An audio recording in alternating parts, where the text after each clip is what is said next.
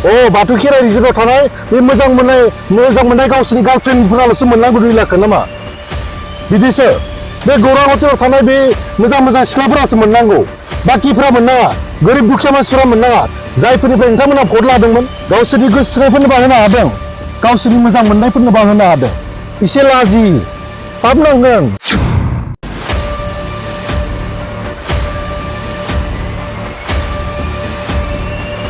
आच्छा लाइमोनफोरनि जानानै सोंनो नागिरदो आदा रिन्जय बर' नोंथांमोना 2 लाख रांखौ बिपिएफनि मानसिफोरनोल' होसिगोन ना बाकी बिटिआरनि लाइमोनफोरनो होगोन जायफोरनिफ्राय नोंथांमोना थगायनानै भट लाबाय जायफोरखौ नोंथांमोना साख्रि होगोन 2 लाख होगोन होननानै बुंदोंमोन मानो नोंथांमोना इलेक्शननि उनाव थगायगासिनो दङ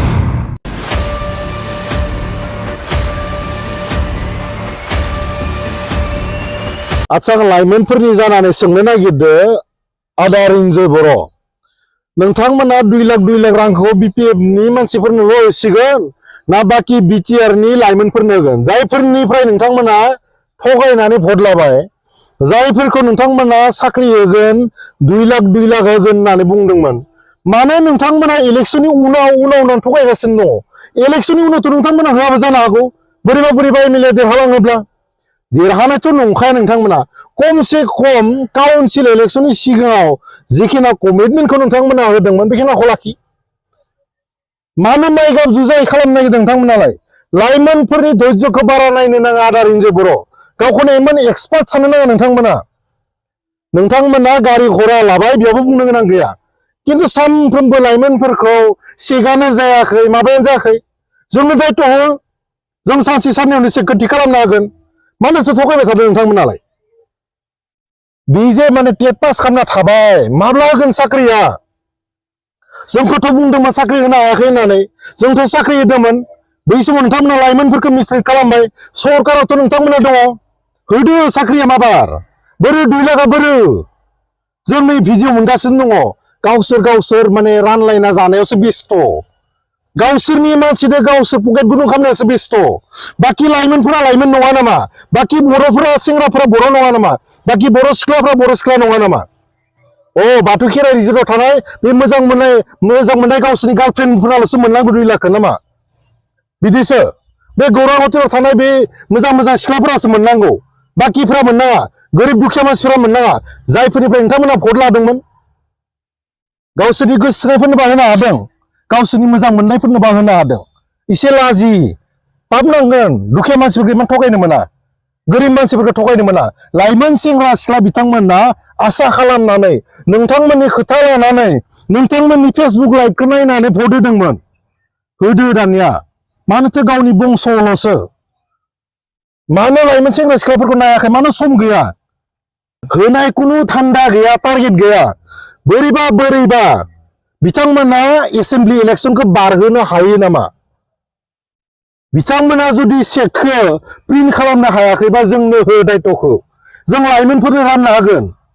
मानो हायाखै बिथांमोना 28टा सिट मोनदों सरकाराव बिथांमोनानो दङ मानो मिसलिया बाथ्रा बुंबाय थादों मानो दा कास्टम बसुमतारी बिथाङालाय फेसबुक लाइभआव फैयाखै रन्जन दैमारि बिथांखौ इलेक्शन फैबाल'सो गोसोखाङो इलेक्शन फैनायखायनो बिक्रम दाया गाबलायसिगोन दा गाबनो एक्सपार्ट बिथाङा दिहुनदो दा मानाव गिदिर रन्जन दैमारि बिथांखौ इलेक्शननि सिगाङाव जुदि मानाव गिदिर रन्जन दैमारिखौ बिथांमोना दिहुननो हायोबा आं राजनितिखौनो बादोगोन भिडिअखौ नोंथांमोना सेभ खालामनानै ला मानाव गिदिर हाग्रामा महिलारि बिथां रिन्जय बर' आदा बिथां बिक्रम दैमारि आदा बिथां कास्टम बसुमतारी आदा बिथां प्रहलाद ब्रह्म बिथां मानाव गेदेर रन्जन दैमारि बिथांखौ जुदि इलेक्शननि सिगाङाव नोंथांमोना दिहुननो हायोब्ला जिन्दगियाव आं राजनितिखौनो खामा लाजिनांगौ आदा बिक्रम दैमारिया दाखालिबावैसो माबा माबि मेसेज ओंखारसोदों खासे बदनामि मानसि अपमान मोनदों जोङो हाग्रामा महिलारि बिथाङा बेबायदि मानसिखौ फिसिना दोनदों लासिं सिं खालामदों बर' जातिखौ बन्दक दोननो नागिरदों नोंथांमोना लाइमोनफोरखौ थगायबाय थादों एसटि बेपारि नोंथांमोना लाइमोनफोरखौ थगाय थसि खालामनानै इलेक्शन बारहोनायनि टारगेट नोंथांमोना सानबेसे थगायनो लाइमोनफोरा नायगासिनो दङ नायदो एबारनि इलेक्सनाव लाइमोनफ्रा बोरै मजा होयो नोंथांमोनखो लाजिनांगोलै आदा बिक्रम दैमारिया बिराद गिदिर बिबान मोनबाय नामा TCLCC नि चेयारमेना नेम प्लेट लालायनाय बहा नुदो बियो लाजिनांगो पावारखौ देखायजायाथ' आरो देखायनो थाखायनो जुदि बेबायदि नाटक खालामनो थाखायनो जुदि पावारखौ नांगौमोनबा जातिनि सेन्टिमेन्ट गैयाब्ला मानोथो एसेबां गाफ्लानानै नाटक खालामनांगौ